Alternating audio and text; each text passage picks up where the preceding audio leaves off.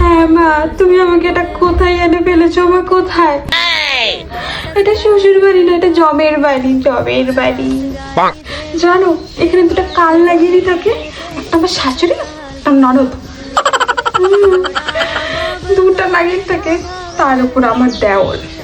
বাবা, বৌদি এখন এটা খাবো, বৌদি হাতে বিরিয়ানি খাবো, তো বাড়িতে বানিয়ে দিতে লাগে। জানো দোকানে গিয়ে খায় না, সে মনটা তো চাই পিঠে ঘুম ঘুম করে কয়টা দিই, কিন্তু আমি দিতে পারি না মা, আমি বলতেও পারি না। কি যে জ্বালায় বসছি আমি, ভালো অ্যাক্টিং করতে করতে করতে আর পারি না। একদিন আমার আসল রূপ তো আসবে, তখন আমি সবাইকে দেখিয়ে দেবো। তার উপর আমার ননদ মহারানী বিয়ে করে নাই, আইবুড়ো হয়ে গেল, এত বুড়িও হয়ে গেল, ঘাড়ের ওপর বসে বসে খাচ্ছে।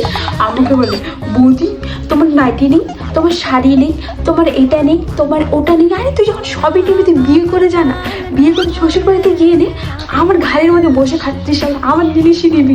কিন্তু বলতে পারি না মা, আমি এই কথা বলতে পারি না। বৌমা, আমাদের সবার জন্য চা বানিয়ে আনো। হ্যাঁ মা, আনছি।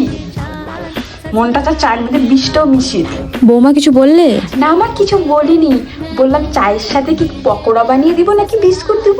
পকোড়া বানিয়ে দাও। আচ্ছা, আনছি মা, রাখি।